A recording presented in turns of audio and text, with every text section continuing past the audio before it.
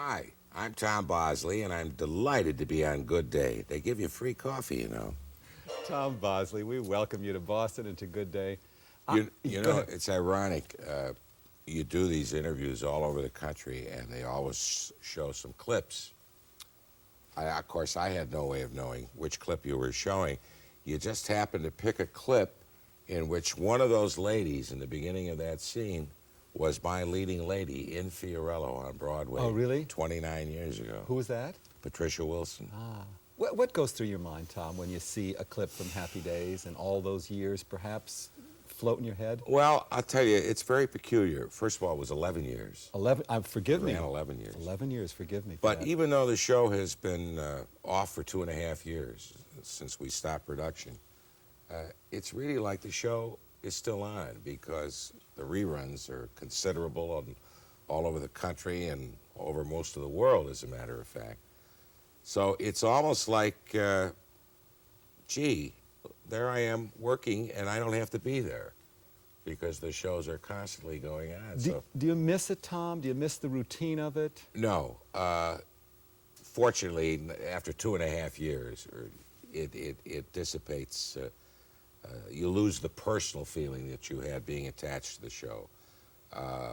We kind of knew it wasn't the kind of a show that you had to worry day to day whether you were going to still be on the air next season or not. We really were given the last year.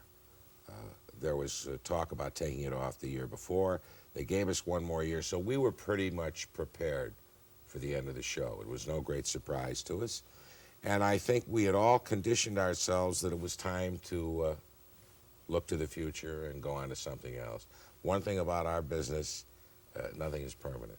When did you start to become an actor? Back in Chicago where you grew up? Or? Yeah, it was really by accident. It was after the war, and I was going to college ostensibly to become a lawyer, and the teachers weren't showing up at classes. I was going to night school at DePaul University in Chicago, and a friend of mine was going to a radio school under the GI Bill of Rights.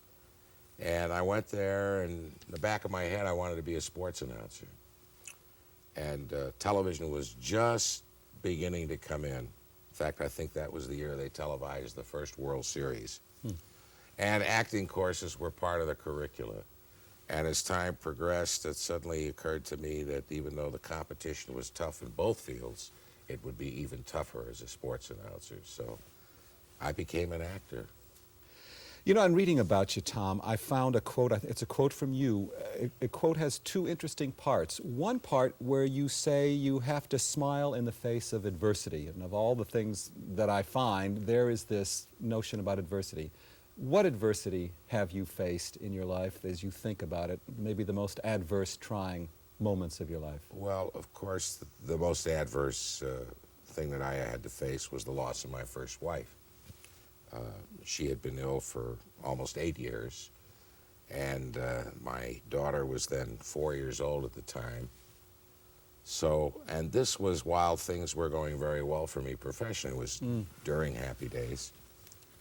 So that was kind of a tremendous ordeal, and her condition became, after 5 years, once it was defined, that it was a terminal situation.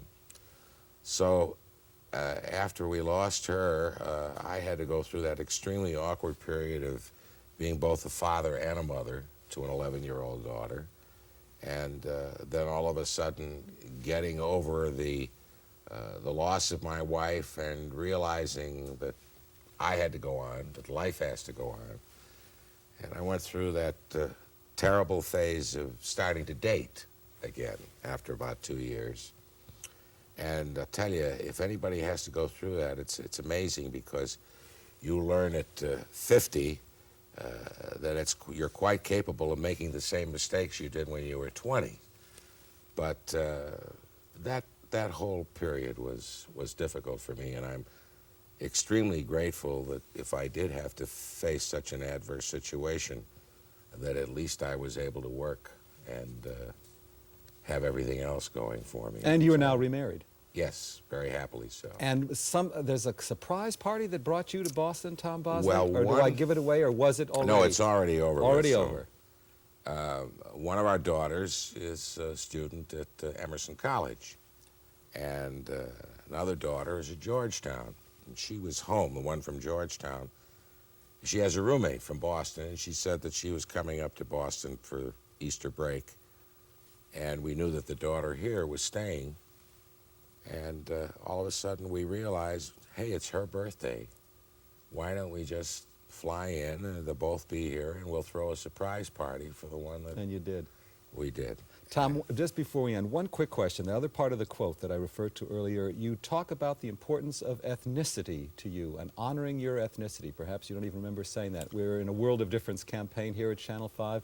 Could you give me a quick statement about why ethnicity is important to you? Well, I don't know the context of which you're quoting it, but I imagine that I was referring to the fact that we all have ethnic backgrounds, and that we should always remember where we come from and who our people are, because I think that's something that unfortunately seems to be slowly dissipating from not only our society but all societies.